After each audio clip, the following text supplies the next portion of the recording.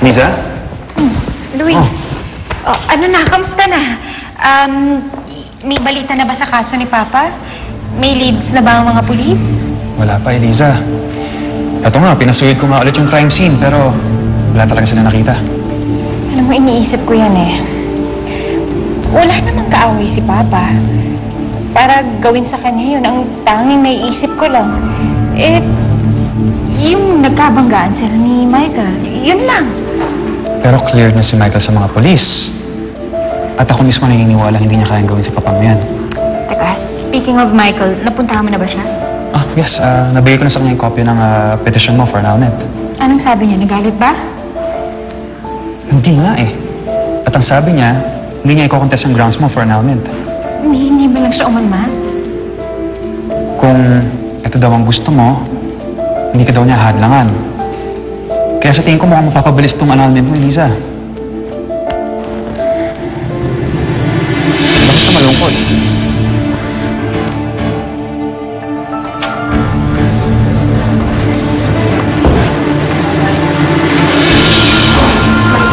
Kakamustahin ko lang si George. Tulog kasi siya ngayon eh. Medyo sedated siya. Sisilipin ko lang. Hindi ka na rin naman niya mamamalayan dahil mahinding yung tulog niya. Kung gusto mo, bumalik ka na lang bukas pag-gising na siya. Kailangan ko siya ngayon. Okay ka lang ba? Pwede bang dumito muna ako? Kahit di ko siya makausap. Ayos na. Bakit may nangyari bang masama? Kay Nina? Kay Eliza? Basta. Ayoko mapag-isa ngayon. Hindi ko kaya mag-isa. Halika. Samahan ka na sa loob.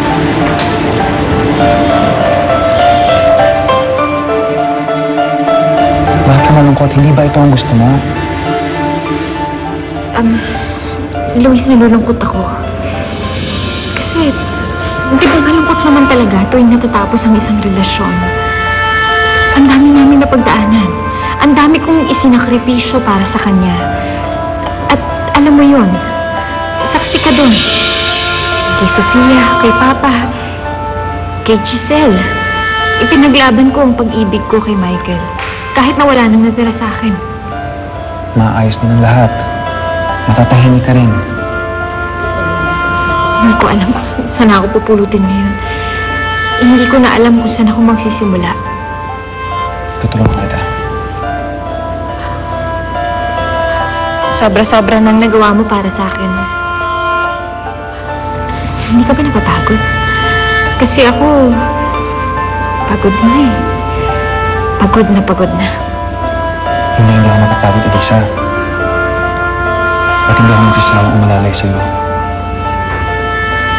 Bakit ka ba ganyan? Bakit ang tiyaga-tiyaga mo sa akin? Kasi mahal kita.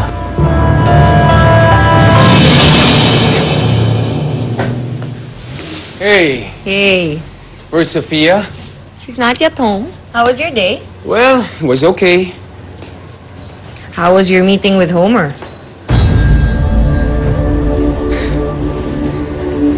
Paano mo nalaman na si Homer ang kamiting ko?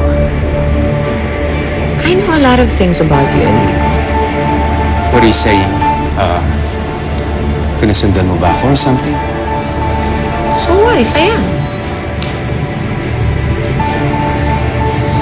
You do not invade my privacy! Baka nakalimutan mo. Ako nagpalaya sa'yo. Ako ang tumulong sa'yo. So anytime, kaya kitang ibalik sa kulungan. Huwag mo akong sindakin, Enrico. I don't take kindly to threats. Lalo na ngayon, ang dami kong nagdidiscover tungkol sa'yo. You're full of crap. Was it worth it, Enrico? Was it worth the death of Jenner?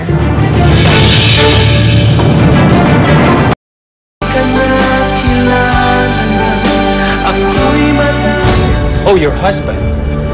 Paano naman siya napunta sa usapan natin? Ha? Ano kinalaman ko sa pagkamatay niya? You tell me. No, you tell me! You say marami kang alam tungkol sa akin, then spit it out! Okay.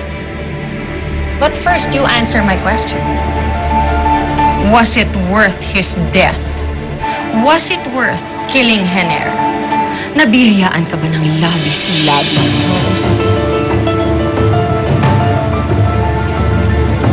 You're crazy. I don't know what you're talking about. Luis, Elisa, I'm sorry. I'm sorry, nabigla ka yata sa sinabi ko. Dahil na siguro to sa annulment yun ni Michael.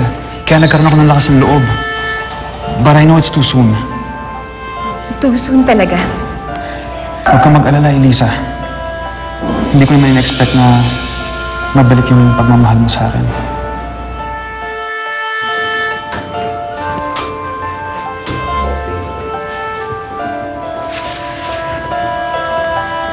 Michael? Michael?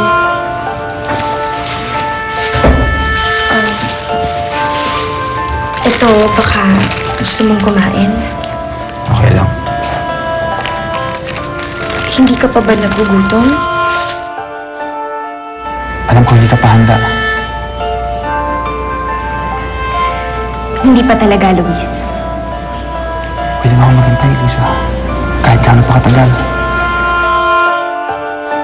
Michael, paano ba kita matutulungan kung ayaw mo kong kausapin? Wala na. Kahit ano pang gawin ko, wala na nakatulong sa akin. Sa amin. Si Eliza ba? Nag-away ba kayo? Buti sana kung yun lang. Kung nag-away lang kami na pwede pang maayos. Kung nagtampuhan lang na pwede pang pati. Pero wala nang isip. Tapos na yung pinagsamahan namin ni Elisa. Wala na kami. Sorry. I'm so sorry, Michael. Alam ko kasalanan ko lahat ng to. Kung hindi dahil sa akin, siguro magkasama pa rin kayo hanggang ngayon. I'm so sorry. I'm so sorry.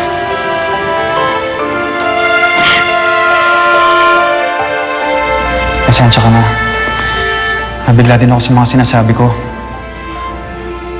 Natakot ba kita? Hindi naman.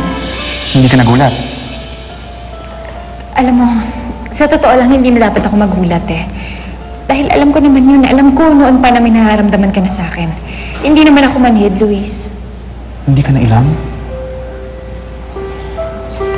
Kung nailang ako sa'yo, edi sana noon pa.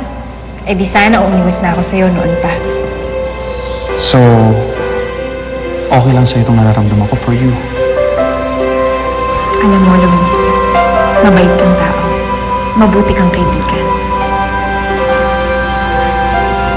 Alam mo, kung ikaw sanang nakatuluyan ko at hindi si Michael, hindi siguro ako nagkaroon ng problema. Hindi sana ako umiiyak ngayon. Hindi talaga. Kasi mahal kita. At hindi kita sasaktan. Alam ko yun. Noon pa lang napatunayan mo na yun sa akin. Hindi mo ako pinabayaan.